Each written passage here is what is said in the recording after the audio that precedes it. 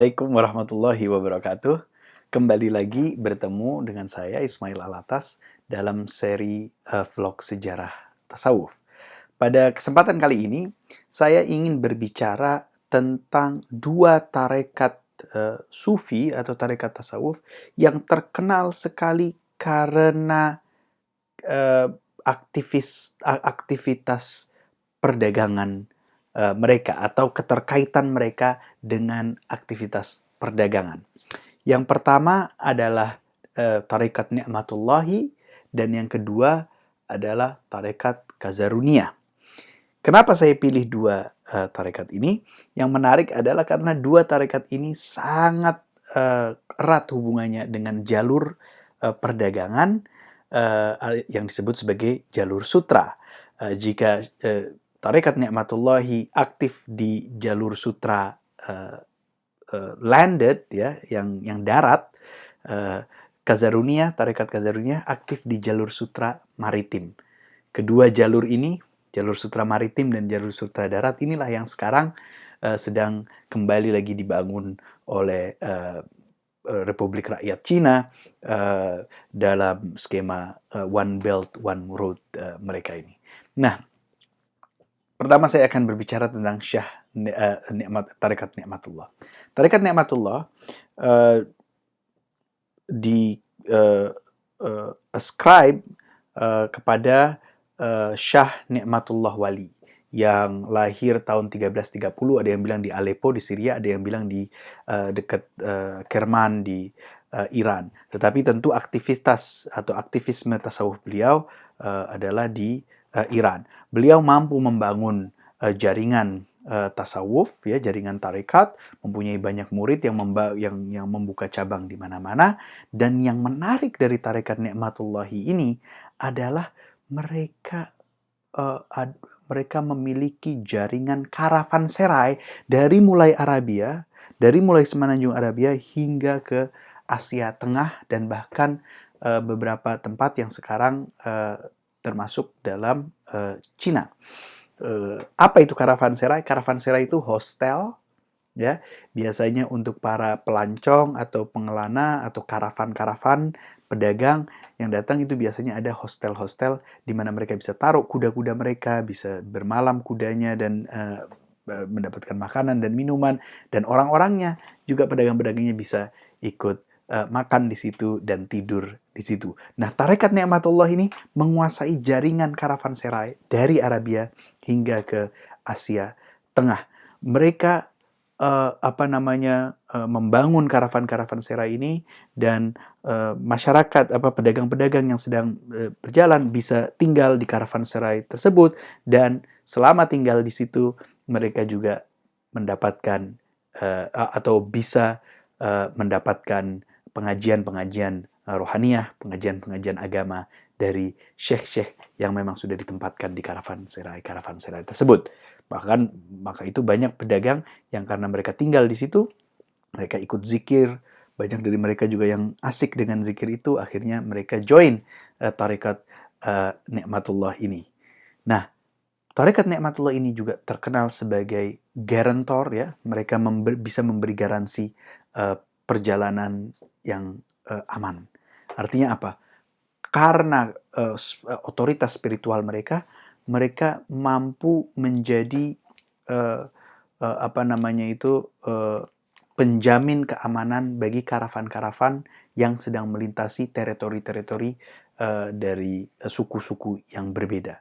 Suku-suku ini nggak berani sama tarekat Ni'matullah. Kalau sebuah karavan sudah distempel oleh tarekat Ni'matullahi bahwa mereka harus dilindungi, maka suku-suku yang biasanya menjarah para pedagang ini tidak akan berani menjarah pedagang-pedagang tersebut. Maka enaknya tinggal di karavanserainya Syekh Ni'matullah Wali, Anda bisa juga memberikan sumbangan, bisa ikut pengajian, bisa mendapatkan makan dan tempat tidur, tapi juga bisa mendapatkan stempel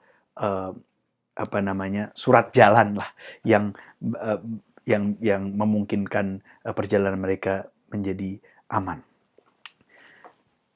Tarekat Ni'matullah ini menjadi sebuah transnational power, yang memiliki kuasa yang transnasional karena memang kuasa mereka itu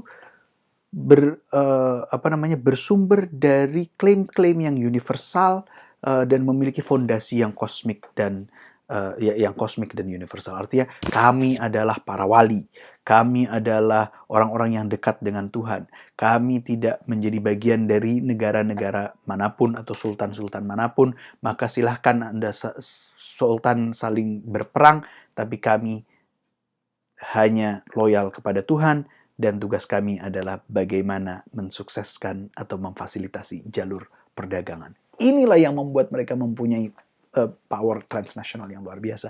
Sehingga apa? Setiap suku itu mengetahui bahwa, oh kalau misalnya Tarekat Nikmatullah itu netral. Mereka nggak akan membantu suku ini atau suku itu. Mereka hanya ingin memfasilitasi para pedagang yang berjalan, karavan-karavan yang berjalan.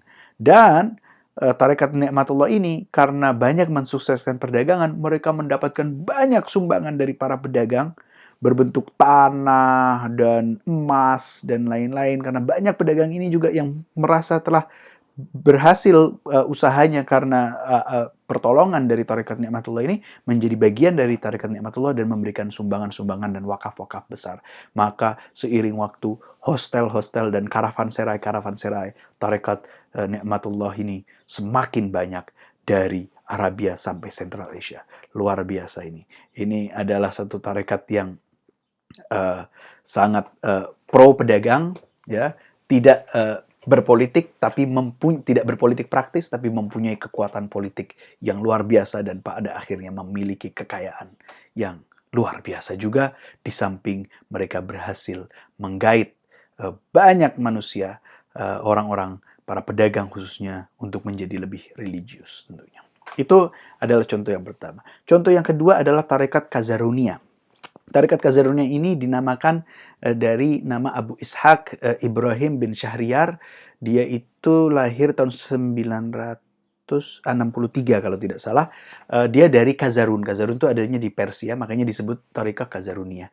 Dia mulai membangun seperti halnya Syekh Nikmatullah Wali, membangun jamaah dan kemudian mempunyai murid yang banyak, dan semakin lama semakin banyak cabang-cabang dari loji-loji dan khanakah atau biara-biara Tarekat Kazarunia ini.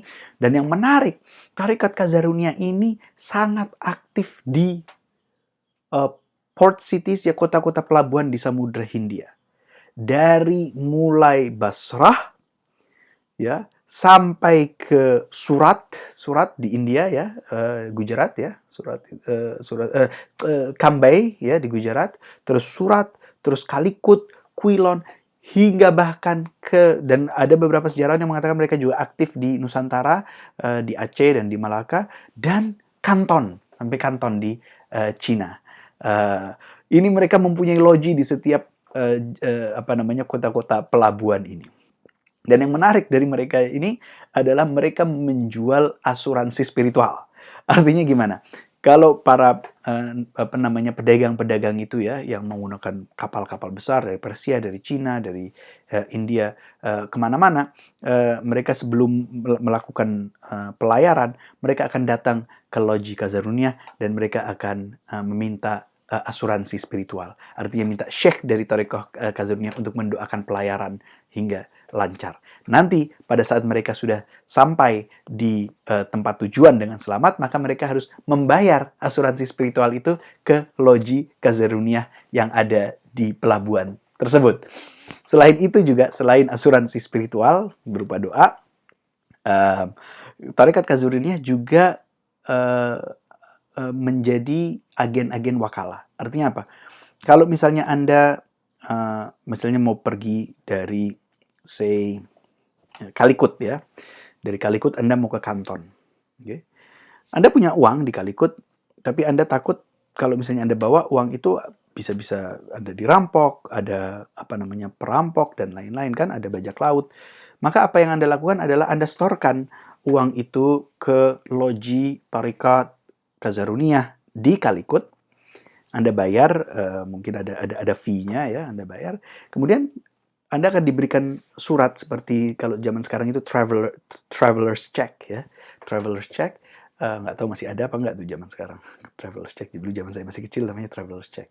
Nanti pada saat Anda sampai di kanton, Anda pergi ke loji Tarekat Kazarunia dan Anda berikan itu traveler's check-nya, Anda berikan itu suratnya yang sudah di-stempel oleh loji Kazarunia di Calicut, maka Anda akan mendapatkan uangnya di situ. Jadi ada money transfer bisnis yang dilakukan oleh Tarekat Kazarunia ini. Dan seperti halnya tarekat Nikmatullah itu sangat terkenal dan sangat populer di antara para pedagang di Silk Route atau jalur sutra yang darat, maka tarekat Kazarunia ini sangat populer di antara para pedagang laut yang menggunakan jalur sutra maritim. Pada saat Ibn Battuta melakukan perjalanannya dari Maroko hingga ke Aceh, hingga ke Sri Lanka, Aceh, dan kemudian ke Kanton, beliau melihat betapa aktifnya di beberapa tempat, di beberapa kota pelabuhan itu, tarekat Kazarunia. Artinya di sini kita bisa melihat dua contoh tarekat yang sukses, tidak hanya dalam dakwah mereka, tetapi juga dalam aktivitas perdagangan atau mercantile activity mereka, dan juga memfasilitasi aktivitas perdagangan. Mungkin itu saja yang bisa saya sampaikan pada kesempatan ini. Insya Allah kita lanjutkan lagi di vlog selanjutnya. Assalamualaikum warahmatullahi wabarakatuh.